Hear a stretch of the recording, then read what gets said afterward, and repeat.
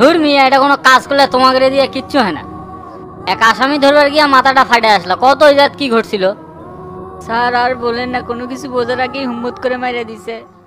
চতুর্দিকে অন্ধকার, সনসনি ভাব। হুট করে একটা আধ্যাত্মিক চেয়ারে চলে আসলো। আমি তো ভয়ে কাবু হয়ে গেছিলাম। কোনো কিছু বুঝে ওঠার আগে চারিদিক থেকে মার শুরু করছে, আর যাই মারছে তার কোনো হাতও ছিল না। কি যে এক ভয়ানক পরিস্থিতির মধ্যে পড়ছিলাম স্যার, এক আল্লাহ ছাড়া কেউ বুঝবে না। তোমাকে মতো অযোগ্য লোক পুলিশের চাকরি কে দিছে? মনে হয় ঘুষ দিয়া চাকরি ঢুকছিলে। তোমার কাছে একটা বড় বন্দুক ছিল না? সেই বন্দুকের উল্টা পেট দিয়ে হুমাত্তা মারবে পারলা না? এই যুগের মানুষ হয়ে ভূত পেতনি বিশ্বাস করো, এটা কি মানে নেওয়া যায়? আজকালকার মানুষই ভূতের ভেষ ধরে থাকে। সে কোন যুগে আফ্রিকার জঙ্গলে ভূত চলে গেছে? গেলে আসামি ধরবার খেয়ে আসলাম মায়ের। এটা তো পুলিশ ডিপার্টমেন্টের একটা অপমান। বিশ্বাস করেন স্যার, ওটা যদি মানুষ হইতো আমি নিশ্চিত বুঝতে পারতাম ওটা 100% জিন ছিল। সরাসরি যদি আপনি ওই পরিস্থিতি মোকাবেলা করতেন তাহলে বুঝতে পারতেন। চুপ করো মিয়া, পুলিশ হয়ে মার খেয়ে আসো আবার বড় বড় কথা কও। এল্লা কথা যদি চোর ডাকাত শুনে তাহলে তো ওরা বিজয় মিছিল বের করবে। তোমার কতবার কছি একা একা কোনো পদ্মানি করবে না। যাওয়ার সময় 2-3টা ফোর্স নিয়ে গেলেই তো হইতো। প্রমোশনের আশায় একা একা আসামি ধরবে চাই, এখন একটা শোধন খেলা কেমন লাগলো? কতদিন হলো জুয়ারি ঘরক ধরবে চাচ্ছি, তুমি আমার এই প্ল্যানটা ভেস্তে দিলা। সরি স্যার, বিষয়টা আমার ভুলে গেছে। আরো কিছু সোর্স নিয়ে যাওয়ার লাগতো। এইদিকে এক নতুন কনস্টেবল নিয়ে গেছে, ওই এরকম পরিস্থিতি দেখে ছিটকে পলায় গেছে। এইদিকে যে আমি মার খাচ্ছি, ওইদিকে আর কোনো খেয়ালই নাই। সবই আমার কপাল স্যার, ভাগ্যে মারা আসছিল তাই খাইলাম। অকাম করবে তুমি আর দোষ দিবা ভাগ্যের, এটা কি মাইনে নেওয়া যায়? তবে বিষয়টা নিয়ে আমার সন্দেহ মনে হচ্ছে এখানে অন্য কোনো কারসাজি থাকতে পারে। ওইটা লিড দেয় তোতারা, আর তোতার সাথে যে এক চামচা থাকে ডন, ওই শালা তো আরো বেশি বিটলে। ওই শালা খালি একবার হাতে নাতে ধরি, এমন ম্যাচের কাটি জ্বালামো আজীবন মনে থাকবে কিছু একটা জ্বলল। ওই শালা কখন কোন রূপ নেয় বোঝা বড় মুশকিল। আমি 100% শিওর ওই তোমাকে মারছে। আচ্ছা, তুমি যখন ওই জায়গায় থ্রেড দিতে গেছিলে তখন আশেপাশে কাউকে সন্দেহজনক মনে হয়েছিল? স্যার আমি যখন বাগান বাড়িতে যাই তখন গুনগুন করে শব্দ হচ্ছিল, মনে হচ্ছিল কয়েকটা লোক খেলতেছে, কিন্তু আমি দেখতে পারিনি। যখনই আমি সামনে যাওয়ার জন্য প্রস্তুতি নিলাম তখনই জিন আমাকে অ্যাটাক করছে। মার খাওয়ার পর বেহুশ হয়ে গেছিলাম, পরে তো আর বুঝতে পারিনি কি হয়েছে। বুঝতে পারছি, তোমার দিয়ে কোনো কাম হবে না। নতুন করে তদন্ত টিম গঠন করা লাগবে, তারপরে বোঝা যাবে ওটি অন্য কোনো কারো হাত আছে নাকি। 24 ঘন্টা ওই বাগান বাড়ির লোকজন যাওয়া আসা করছে, কাকো কোনোদিন ভূত ধরলো না, আর তুমি গেলে আর তোমাকেই ধরলো। সরাসরি তো পুলিশের গায়ে হাত দিবার পারবি না, এটা একটা কৌশল খাটাচ্ছে, এটা আমি বুঝবার পারছি। ঠিক আছে, এখন তুমি রেস্ট নাও, হাসপাতাল থেকে ছেড়ে দিলে বাসার চলে যাও। Okay sir.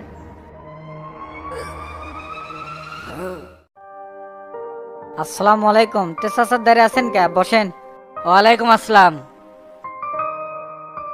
এই কয়েকদিন কোনটি আছিলেন? খোঁজ নিলাম, বাড়িতে তো আসছিলেন না, তে গেছিলেন কোনটি? আর কয়ে না, রাতে যাচ্ছি ঢাকা থেকে, কালকে গাড়ি ঘোড়া বন্ধ তো এই জন্য আজকে রাতেই চলে যাচ্ছি। তে দিকের খবর কি? সবকিছু কি ঠিকঠাক আছে নাকি? ঢাকাত গেলে তো বগুড়ার কোনো খোঁজ খবরই পায় না। এই দিকের খবর তো মোটামুটি ভালো, আর নেতা কর্মীরা তো আপনার পক্ষেই আছে। তা ঢাকার লিডাররা কি কয়? আব্বাব থেকে কি বুঝলেন? সভাপতি কি আপনাকে বানাবে? বোঝো না, আজকালকার নেতাকে বোঝা বড় দায়। সবাই তো আশা দেয়, কিন্তু আশা পূরণ করে কয়জন? তবে দলীয় বেশ কয়টা নেতা কর্মীদের সাথে কথা হলো, আর সেক্রেটারি তো করছে যে আপনি যান, বিষয়টা আমি দেখবনি। এখনো দেখার লাইনেতে আছে? 2 দিন পর কমিটি, তাও ক্লিয়ার করে করছে না। শোনেন চাচা, আজকালকার নেতার মুখে এক কথা, অন্তরে আর এক কথা, তাদের ওপর ভরসা করাই তো কঠিন। ভরসা না করে কি করবো ক? তাদের হাতেই তো এই ক্ষমতা, তারা চাইলে অনেক কিছু করতে পারে। খুব টেনশনে আছি, এবার যদি জেলার সভাপতি না হবার পারে তাহলে তো নেতা কর্মীদের কাছে মুখ দেখাতে পারবো না। এত টেনশনের কিছু নাই, পথ পালি যে বড় নেতা হওয়া যাবে তা কিন্তু লয়। নেতা হবার গেলে জনগণের ভালোবাসার দরকার আছে। কত নেতা খেতা আনাচে কানাচে পড়ে আছে, তাকে জনগণ কোনো দামই দেন না। এর চাইতে সাধারণ জনগণ হয়ে থাকাই ভালো। ধরেন আপনি জেলার সভাপতি হলেন, 2 নাম্বারি করে বহুত টাকা ইনকাম করলেন, কিন্তু জনগণের চোখে আপনি ঘৃণের পাত্র হলেন। কি দরকার? রাজনৈতিক পেশা হিসেবে নিয়ে ওই খাত থেকে টাকা ইনকাম করা লাগবে, এটা আমার পছন্দ না, কারণ একদিন মরা লাগবে সগলিরই। তবে আমার পক্ষ থেকে সর্বোচ্চ চেষ্টা থাকবে যাতে আপনি জেলার সভাপতি হন। সেক্রেটারির সাথে কথা হতে তোমার কথা উঠছিল, তেমনি বলতেছে শামসু তো এই বিষয়ে দেখা করলো না, একদিন ফোন দিছিল এ আর কি। আমি কই কি, তুমি যদি একবার সেক্রেটারির সাথে দেখা করো তাহলে আমার মনে হয় আমি জেলা সভাপতি হবার পারবো। আমার বিশ্বাস আছে যে তোমার কথা আমি ফালাইর পাবি না, কারণ ঢাকা শহরে তোমার অনেক ওয়েট আছে। আজকে রাতে জরুরি একটা কামে আমি ঢাকাত যাচ্ছি। ঢাকাত যায় সেক্রেটারি সাহেবের সাথে দেখা কর্মনি, তার সাথে আমার অনেক কথা আছে, আপনার বিষয়ে আলোচনা হবে। বগুড়াত কমিটি হচ্ছে, আর আমার সাথে আলোচনা না করে কমিটি হবে তা তো হবির লয়। আর আমিও মনে প্রাণে চাই যে আপনি সভাপতি হন, তাহলে আমার জন্য উপকার। আমি যদি একবার ওই চেয়ারে বসতে পারি তাহলে তো বগুড়া শহরে আমি আর তুমি রাজ করবো, তখন কোনো থার্ড পার্টি থাকলো যে কথা বলার মতো। সাবেক এমপি আর তোতা এই দুইজনের নোংরা রাজনীতির বরই পাচ্ছি না, নোংরা রাজনীতি করে বগুড়া শহরের রাজনীতিটাই নষ্ট করে দিল। এরা যদি এখন জেলা সভাপতি হয় তাহলে তো এরা আমাকে অত্যাচার করে মেরে হেল দিবে। এলের সুযোগ তো আপনারাই করে দিয়েছেন, একজন মেম্বার হয়ে জেলা সভাপতি পদ প্রত্যাশী হয় কিংকা করে। আজকাল তোতা বেশি বিগড়ে গেছে, পাওয়ার পার্টিতে আছে তো এই জন্য কাকু মানিচ্ছে না। কাল সম্ভবত ওর হাজিরা আছে, এমনও হতে পারে কালকে ওই কাস্টডি হয়ে যাবি। রাজনীতির পেছতে একবার পড়লে না ওই নিজের থেকে ছাঁটা হয়ে যাবি, তখন বুঝতে পারবি মাসের কয়দিন যায়। ওই শালা তো একটা বেইমান, যে পাতে খায় সেই পাতে হাগে। তুমি যখন চেয়ারম্যানে ছিলে তখন তুই মেম্বার, তোমার আন্ডারে থেকে তোমার ক্ষতি করার চেষ্টা করে, তোমাকে মেরে ফেল দেওয়ার মেলা চেষ্টা করছে। ওর মধ্যে কি মানুষত্ব বোধ আছে? এখনো প্রতিনিয়তই তোমার পিছে লেগে আছে, সুযোগ পেলে যে কোনো সময় ক্ষতি করে দিবার পারে। খালি তোতা না, অনেকেই আমার ক্ষতি করবার চায়। একটা কথা মাথায় রাখবেন, এক আল্লাহ ছাড়া আমি শামসু কাউকে ভয় পাই না। কোনো মায়ের বেটা সাহস নাই যে আমার সামনে আসে তাবালিং করে। বহুত পথঘাট পাড়ি দিয়ে এই জায়গা যাচ্ছি। এমনও রাত গেছে রাস্তায় ইটে মাথার দিয়ে ঘুমাচ্ছি, পকেটে টেকা ছিল না, পেটে খাবার ছিল না, এত কষ্ট জীবনে করছি। ওই সময় থেকে নিজের জীবনে কোনোদিন পড়াশোনা করিনি, আজও করি না। যাই বেশি লাফালাফি করবি তাকুবে একবার ভাস করে হাল দমো। ধৈর্যের বাদ যেদিন তোতা অতিক্রম করবি সেদিন তোতার সাথে খেলা হবি। খালি এবার জেলা সভাপতি না হবার পারলি না, সব উড়ে চলে যাবি নি, কোনোখান ঠাই পাবিন না। তুমি বাবা সেক্রেটারির সাথে কথা কয়ে না বিষয়টা দেখো ম্যানেজ করা যায় নাকি। ইনশাল্লাহ কালকে আমি সেক্রেটারি সাহেবের সাথে কথা কমো, আপনি তো চাপলেন না। ঠিক আছে বাবা, সেই ভরসায় থাকলাম, কালকে রাতে তাহলে আবার দেখা হবে নি, গেলাম তাহলে। আর একটা কথা, টাকা পয়সা যদি লাগে সেটা তুমি দেখো, আর আমি সেই জন্য প্রস্তুত আছি, টাকা পয়সা যা লাগে দেবনি। না না, টাকা পয়সা কিছু লাগবে না, আর যদি লাগে সেটা আমি কথাবার্তার মধ্যে বুঝার পাবো নি। এই বিষয়ে এত টেনশন করা লাগবে না, আপনি যান, কালকে রাতে ইনশাল্লাহ দেখা হবে নি। ঠিক আছে বাবা, গেলাম তাহলে। কেনে করলা? কালকে বলে এমপি সাহেব তোকে সেই মার দিছে। দের মিয়া এগুলা কি কও? ছোট ভাই হিসেবে খালি একটা চর মারছে, আর তুমি এত খবর কোথায় পাও? তুমি কি সাংবাদিক নাকি? আর কইস না, দোকানদারি করি না, কত ধরনের লোক আসে, আর এই ঘটনা তো গোটা গ্রাম হয়ে গেছে। কও কি ভাই, গোটাল গ্রাম জেনে গেছে? হাই রে, ইজ্জত গেল। তোর সম্মান আগেও আছিল না, এখনো নাই। তুই নিজেকে এমনি বড় মনে করিস। টেকার উপর থেকে লোভ কমা, তাছাড়া শামসু ভাইয়ের মান শুনে তুই নষ্ট করে দেবো বলে। এ আইনাল ভাই, তুমি মুখ সামলা কথা কও। তুমি কার সামনে কথা করছো? তোমার মাথা ঠিক আছে?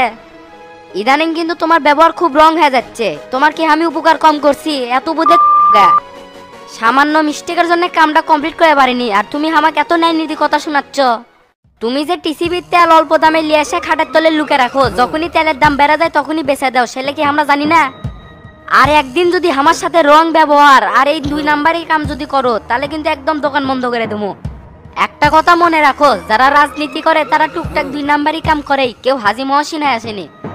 কেনে তুই যে কলু যারা রাজনীতি করে তারা 2 নাম্বারই কাম করে, শামসু ভাই তো 2 নাম্বারই কাম করে না। করে কি করে না সেটা তুমি কিংকে করে বুঝলে? টেকা নারীর প্রতি কম বেশি সবারই লোভ থাকে। যার সাথে থাকিস তার নামে উলট পালট কথা করছু, মারতে দেখে নাকি? শোন করলা, তুই ওটা মারা হিসাবে ধরিস না, তুই ছোট মানুষ তোকে শাসন করছে। দেশ মিয়া, তুমি কি আমার বেশি কথা কও? ইদানিং কেমন তুমি পাগলা হয়ে যাচ্ছ? ওই কথা তো আমি কইলাম যে ছোট ভাই হিসেবে একটা চর মারছে। একটা আইসক্রিম খেয়ে রাখছিলাম, তা মন মেজাজটাই গরম করে দিলা। থাকো, গেলাম। আর মনে রাখো, এলে 2 নাম্বারই কথা যদি আর একদিন কসু, একেবারে দোকানে তালা মেরে দিয়ে যাবো। এ করলা, এ রাগ করিস না ভাই, এ নিয়ে যা তো, আইসক্রিমটা নিয়ে যা। চুপ থাকো মিয়া, তোমার কথাবার্তা শুনে আমার রাগ হচ্ছে। থাকো, তোমার মতো বহু দোকানদার আমার বাকি দেওয়ার জন্য পিছে করে। শালার মুন্ডা খুবই খারাপ রে, কিছুই ভাল লাগিচ্ছে না। কে ভাই, কি আছে?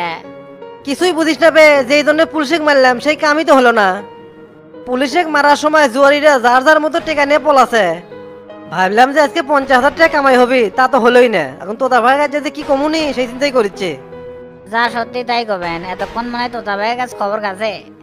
শোন সেলিম, একটা কথা ভালো করে মাথাতে রাখ, আমি যে পুলিশে মারছি এই কথা যেন কারো কানে না যায়। চারদিকে আমাকে শত্রু, এই খবর যদি পুলিশ জানা পারে আমাকে দুইজনে কিন্তু 20 বছরের জেল হবে। ওঙ্কা সাকি পায় লাভ নাই, ঘটনা কিন্তু এটাই সত্যি। আমি যখন পুলিশে মারি তখন তুই তো জুয়ার বোর্ডে উঠতে আসলো, কয় টাকা বাঁচলো? পুলিশ যখন আসে তখন যার যার মতন করে তাইতে দৌড় মারছে, কিন্তু আমি একটা কাবলা মারছিলাম, 1000-5,000 টাকা বাঁচে। এ আমার কাছে মিথ্যা কথা করছো, লাখ লাখ টাকা খেলা হচ্ছে, ওটি 1000 টাকার ছাড়া তো কোনো নোটই নাই। এ সত্যি কথা কবু না, আমি এর থেকে উঠবো। সত্যি করছে ভাই, কোনে দেখি 8,000 টাকা আছে। দেখছু তুই কতবার সিটার, এক ঝাঁকিতে 3,000 টাকা বাড়ছে। একটু কাম কর, 3,000 টাকা তোর কাছে রেখে 5,000 টাকা আমার কাছে দে। আচ্ছা দিচ্ছি। টেকা থুসে করে দেখ, হাত চালু কর, হাত চালু কর, আবার বাড়িতে তোতা ভাই ম্যানেজ করা লাগবে। আল্লাহ ভালো জানে ওটি কোন প্যাচ লেগে আছে, এদিকে পুলিশে মারছি, এদিকে টেকাও পাই নাই, কি বেন হয়।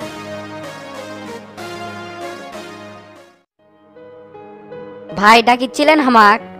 একটা কাম করে পশ্চিম পাড়া যে মুজাফর চাচা আছে ওর দুটো বেটাক ধরে নেয় তো। ঠিক আছে ভাই, যাচ্ছি। যদি না আসবার চাই টুটি ধরে একবারে শেষরে লেসমু। তোর অত পদ্ধানি করা লাগবে লয়, তুই যে আমার কথা কয় এমনি চলে আসবি নি। আচ্ছা ভাই, আমি যাচ্ছি।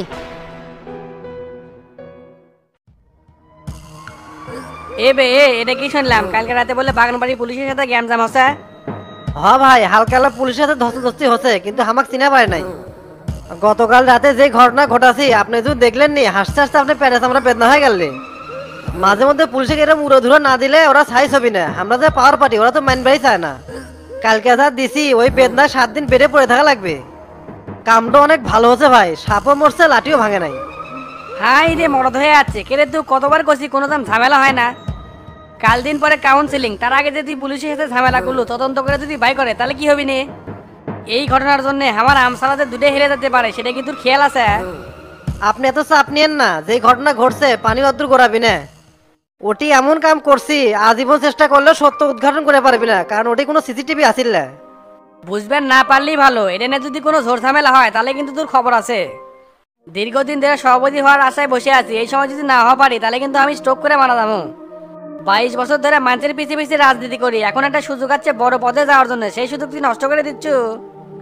আপনার জন্য আমি জান প্রান্তে চেষ্টা করছি যাতে আপনি জেলা সভাপতি হন। এই বুকটা দিয়ে যদি দেখান গেলি তাহলে দেখে পারলেন না আপনাকে আমি কত ভালোবাসি। যেদিন থেকে সোলদুবরি গ্রামে আছি সেদিন থেকে আপনার পাশে পাশে ঘুরি, একটা দিনও আপনি ক্ষতি করি নাই।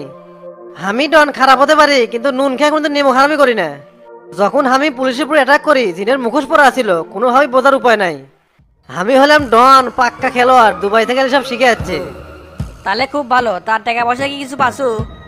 ভাগ্যটাই খারাপ, যেদিকে যাই সেদিকে সাগর শুকিয়ে যায়। 3টা পার্টি টেকার বস্তা নিয়ে যাচ্ছিল, কবলি খেলা জমে উঠছে, এই সময় পুলিশ চলে যাচ্ছে। ঘন্টাখানিক চললেই 40-50 হাজার টাকা ইনকাম করা গেলে, কিন্তু সেই সুযোগ তো আর পেলাম না। পুলিশের সাথে ধস্তাধস্তি করতে জুয়ার বোর্ড থেকে টেকা নিয়ে শালারা পলাছে। তুই শালা আজও বোকাই আছো, 2 নম্বর কাজ আগে টাকা না লাগে, না হলে এঙ্গেই হয়।